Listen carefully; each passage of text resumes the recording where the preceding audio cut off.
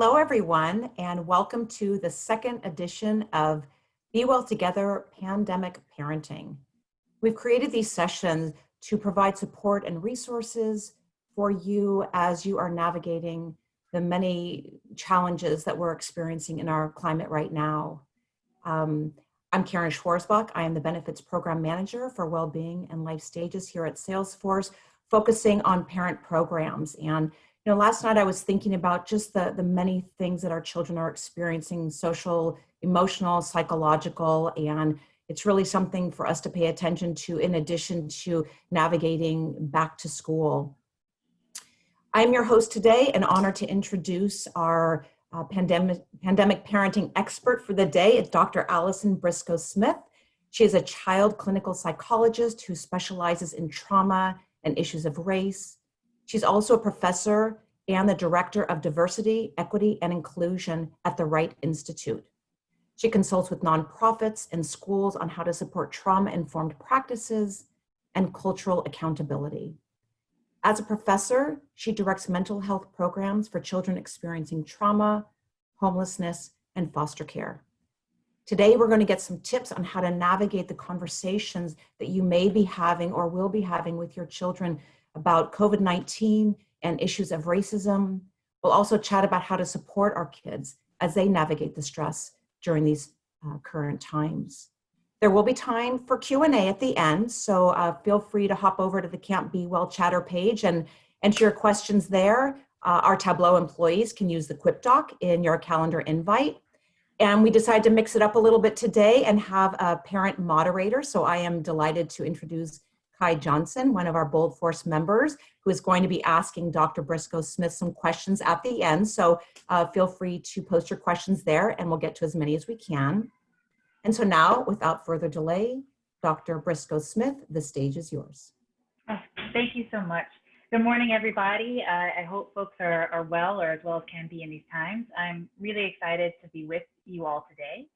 I'm just going to spend a couple of minutes trying to kind of think about some structure to help us engage in complicated conversations with our children about all the things that are going on in the world right now. So I'm going to begin actually just by sharing my screen and giving a little bit of an option so that you can just have something to kind of follow along as we're going to go.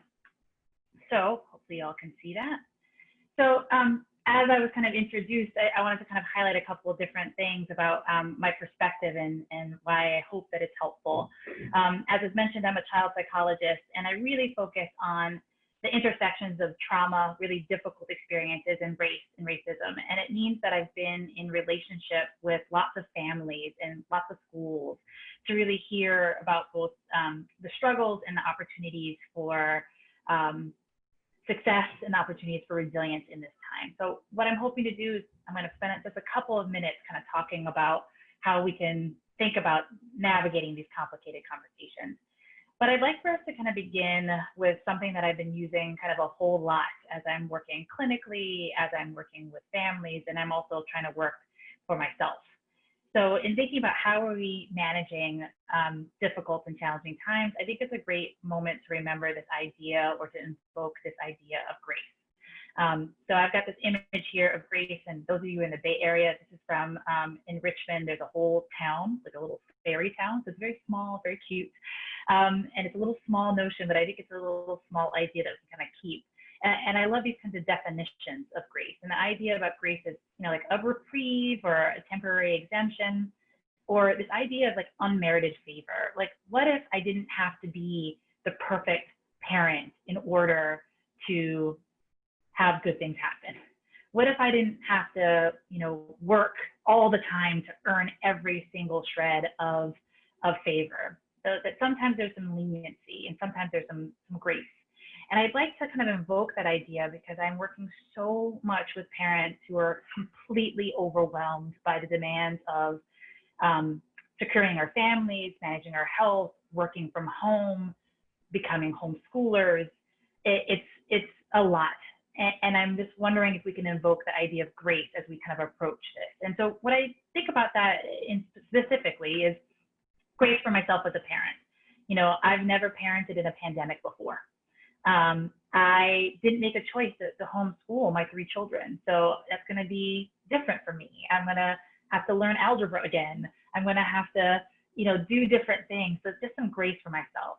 The next way is kind of thinking is about grace for my children, that my children haven't been through the circumstance either before. I have 3 children. I have an 11-year-old, a 9-year-old, and a 3-year-old, and each one of them developmentally is really different and is a different place, but they've never been at home with me all day for 6 months in this kind of way. So their behavior is going to be different. The way that they relate to me is going to be different. And for me to think about, they get a little bit of grace. This is not to say that I don't have boundaries.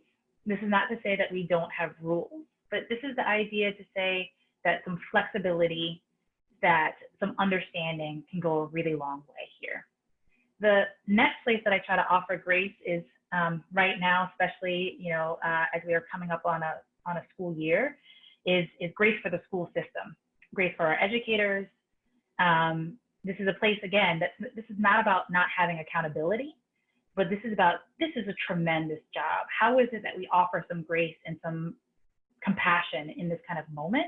Because I do think that's going to be something that will take us far. So again, the invitation is for us to think about where can we embody and invoke grace in these moments.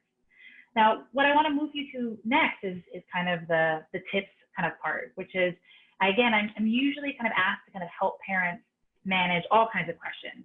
My 4-year-old daughter is having a hard time doing this. What do I do? My 7-year-old son is afraid to go outside now because he's now scared of being treated differently because he's Black. What do I do? All of those kinds of questions. So I want to take you through how I kind of manage those questions and hopefully help you all think about what you could do as well.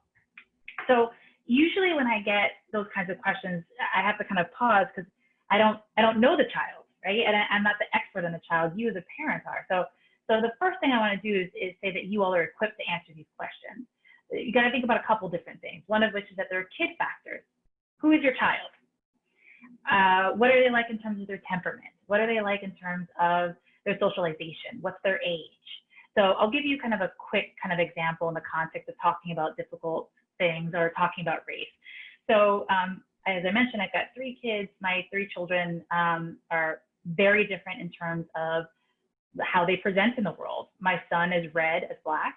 My middle daughter is red, more as Latina. We're a mixed race family. And my 3rd child is red as white, meaning that they interact in the world really differently and they're perceived really differently. So I have to have different messages for them. Also, I'll just take the 2 oldest. My son is a lot more like me in some ways, meaning that he's really anxious. Some of the consequences of having a psychotherapist as a mom. So he, if we're talking about things, he's always going to the place of, well, what will happen? And are they okay? Kind of holds that worry, right? My middle daughter is unlike me in these beautiful ways, which is that she is brave and she is courageous. And, she volunteered to do a 7-minute dance in front of the whole entire school, which I begged her not to do, but she did it, right? So it means that when I give her information that's really hard, she takes it differently. I've got to calibrate those conversations. My conversation with my son, I have to have the lens on that I need to manage his anxiety in a different way. My conversation with my eldest daughter is different because I've got to think about how is she taking it in a different way. Those are kid factors, right? So first, I want you to think about what are the kid factors at play. Next part, what are the parent factors? Who are you as a parent? Simple example here, as I mentioned within my family, we're a mixed family. I'm Black and my partner is mixed. He's white and Mexican.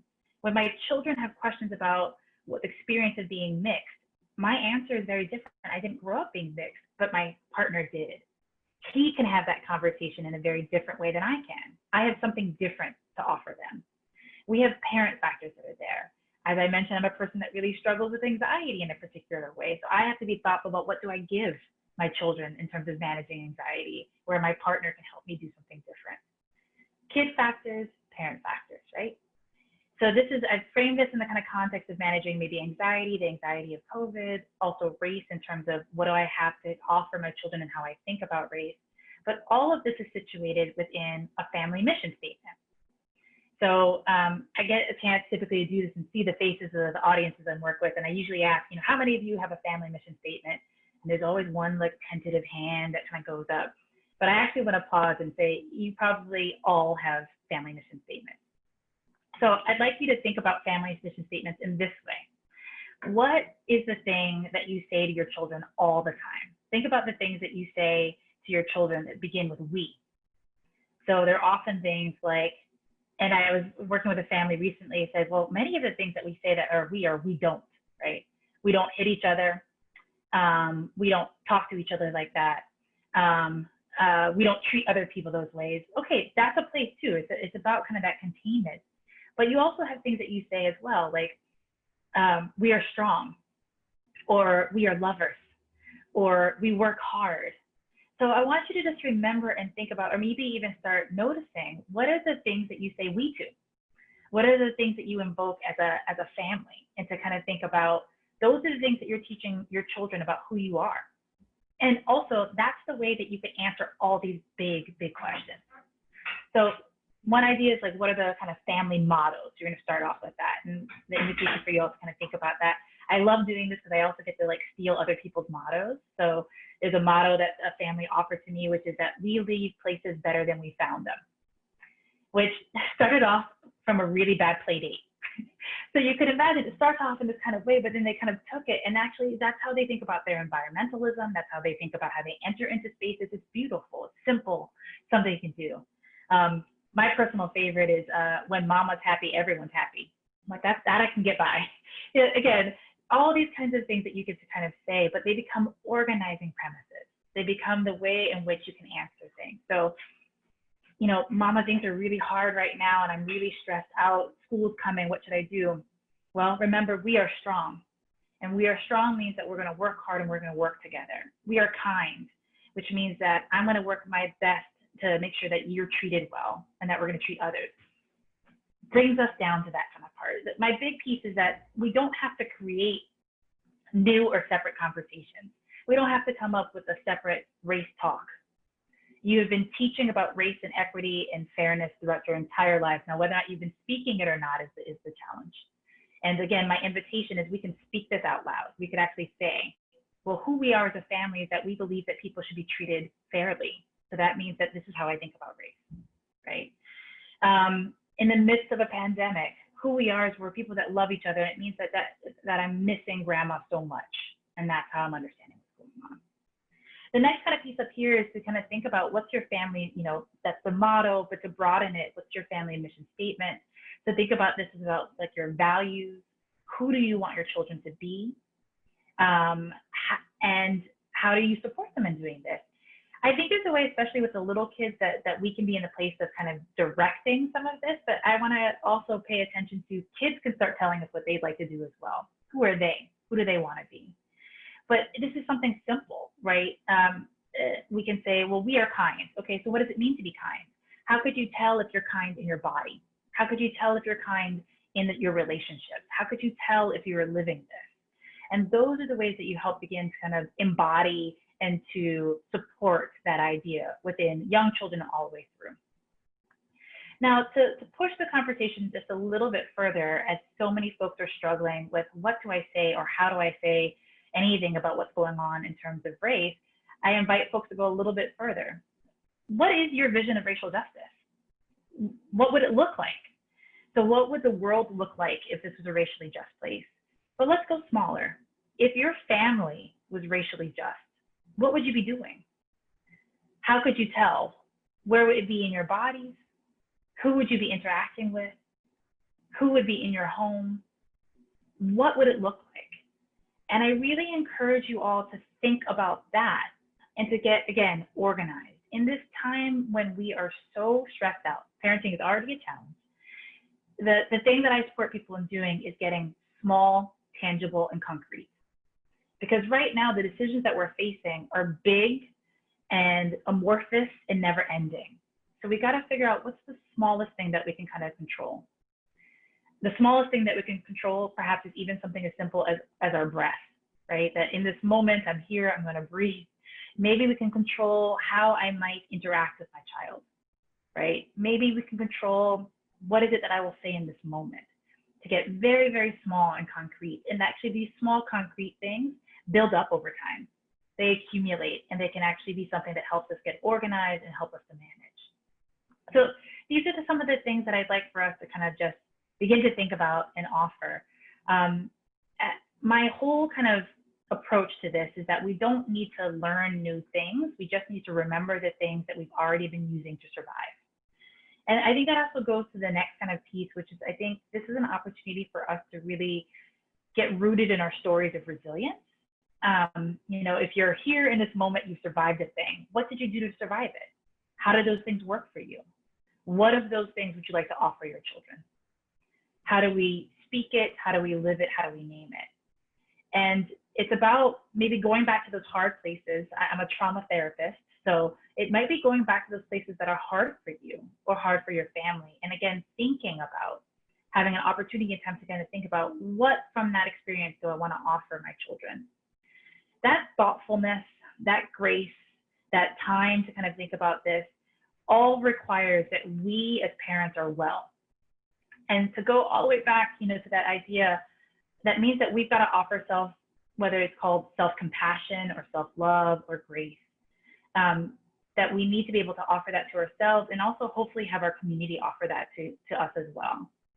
The smallest concrete thing that I can say here is that all of this, I know that lots of folks are probably thinking like, oh my God, I don't have time to do all of this. Who's got time to kind of come up with a mission statement? Now I got to buy a book or do a thing.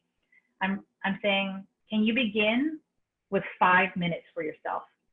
My best friend the other day called me from a closet. She's got 3 kids. She's like, I just needed 5 minutes for quiet and just to reach out. Start with 5 minutes, 5 minutes just to see how you're doing.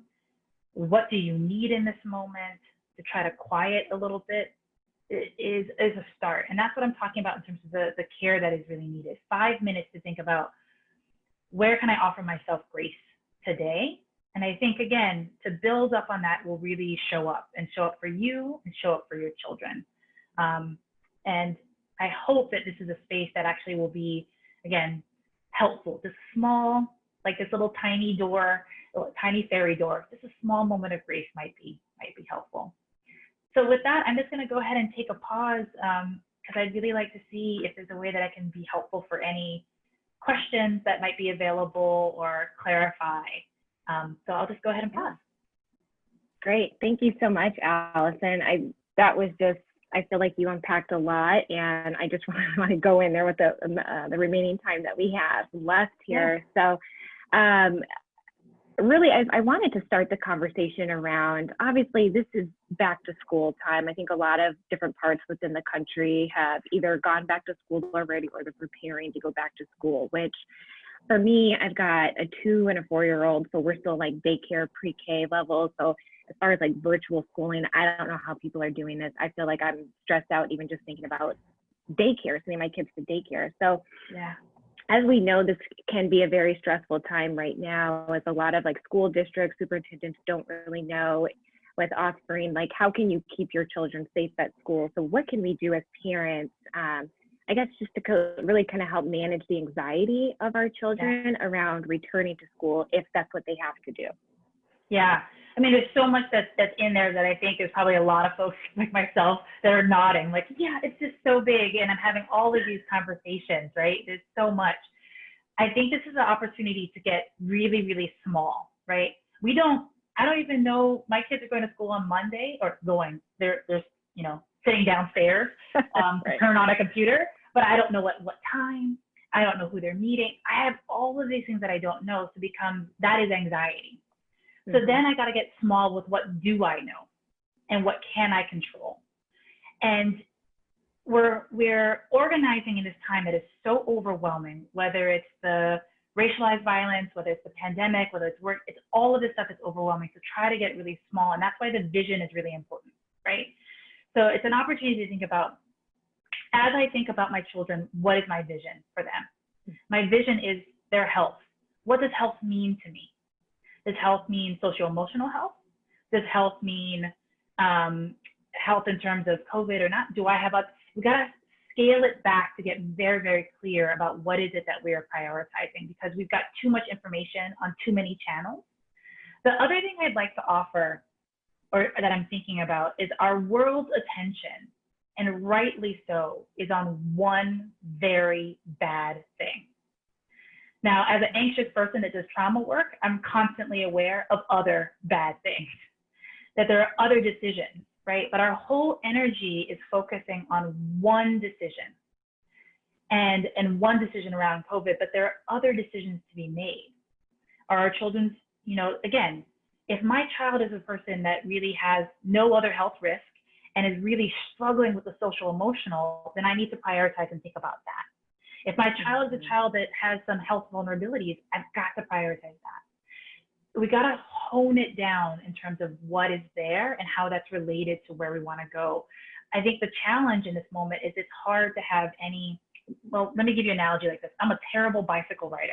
I didn't learn how to ride a bicycle until I was like 17, 18.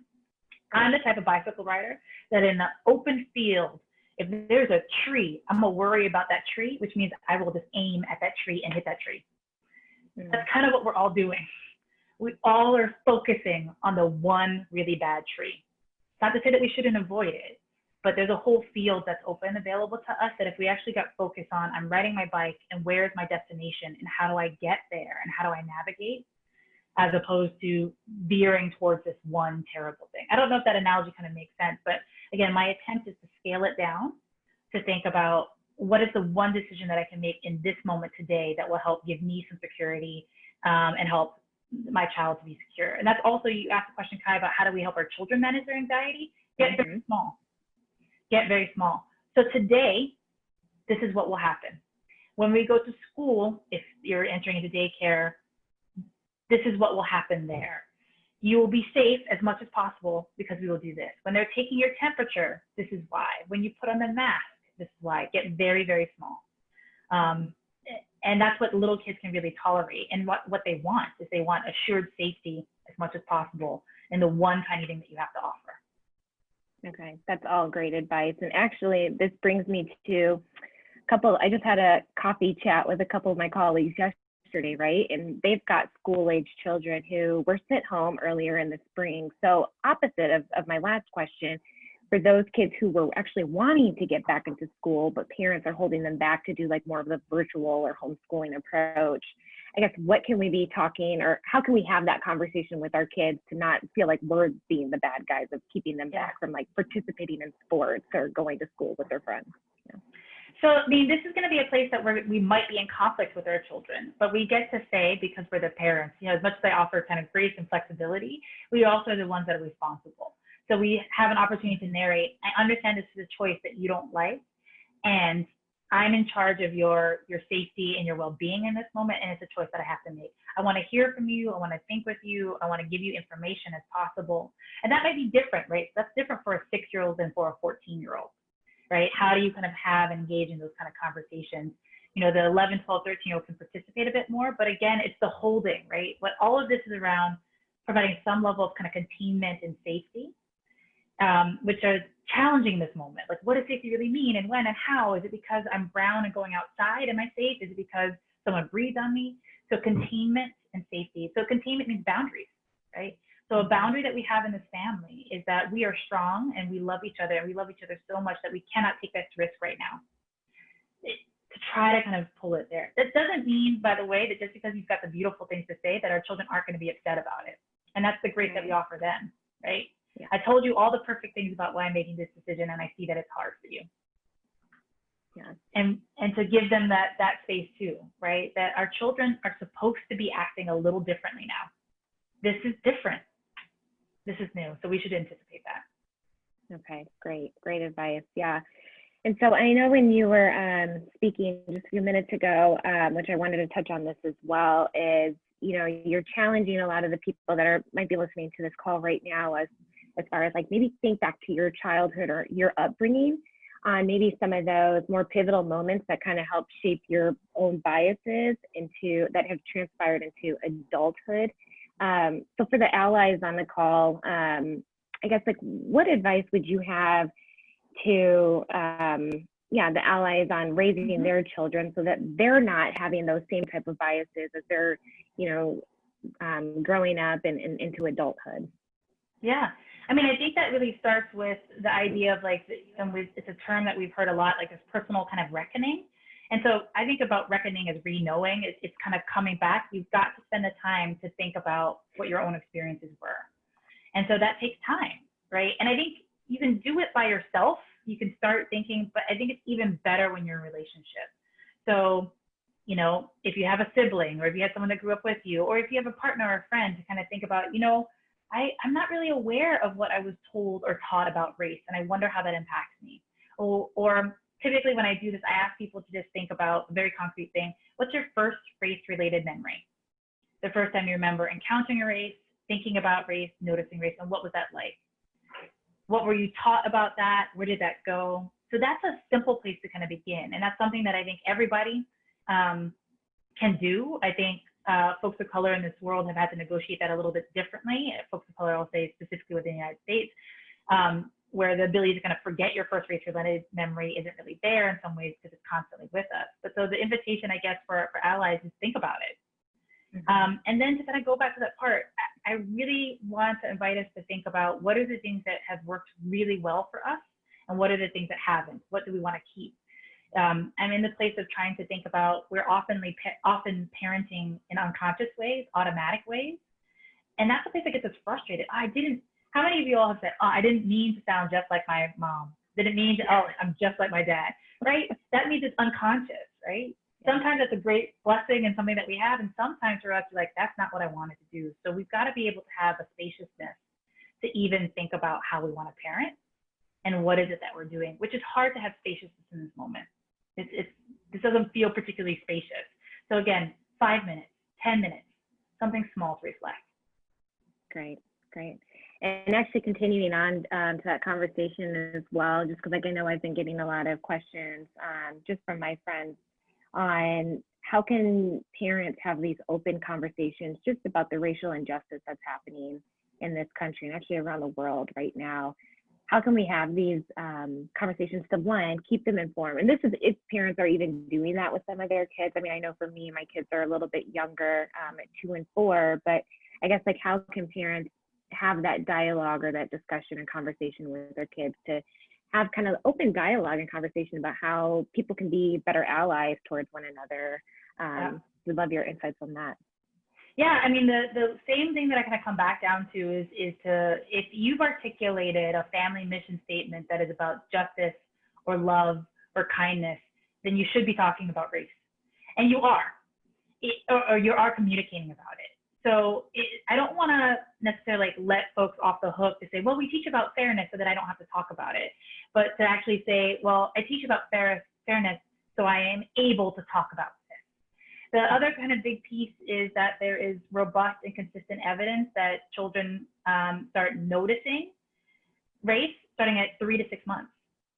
So the other kind of place for us to think about is that if you aren't narrating, talking about, teaching your children about race, then they're learning about it on their own, or they're learning about it from the world around them, or they're learning about it from other kids.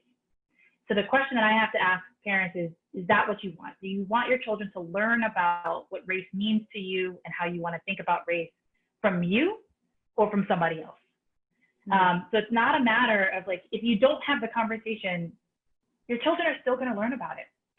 And what they're going to learn if you're not talking about, narrating, and struggling with race out loud is that this is a terrible thing, or it's a non-speakable thing, or it's something that I can't come to my parents about. And typically when I sit with parents, they want to be part of the dialogue. And, you know, in terms of questions about how to start with books. Start narrating. There's great research that shows that people read books and narrate gender, color, all types of stuff all the time, but aren't narrating race. So it's something as simple as, did you see, when you read A Snowy Day, did you see that Peter is brown? When you're reading any book, you know, to kind of notice, who is they? What do they look like on their face? Do you know anybody that, like, are they, just simple things like that, which build into that. They're great resources for how to do so. And it can be done with any book as well. So it's a place that you could start. That's great. Yeah, and I know that as we've got, I think, like less than a minute left, I just want to obviously thank you for this time that you've shared with us. And I know this is all valuable information that I'm going to be taking back just for my own self and, you know, raising my own 2 children for sure. So with that, Karen, do you want to wrap us up? Thank you. I'm so moved, and I just feel like I have so much left to think about. And I think that you've raised so many questions, so many answers, so many conversations for all of us to have with our families and our children, whether they're toddlers or in their 20s like my own children. I feel like there's so many messages that I'm taking away. You have such an amazing way of making this information accessible. And I think I speak for everyone who's listening that we're so appreciative of your time with us today. I also want to thank Kai for being our wonderful guest moderator. And for all of you out there, be happy, be healthy, and be well. We'll see you next week. Bye-bye.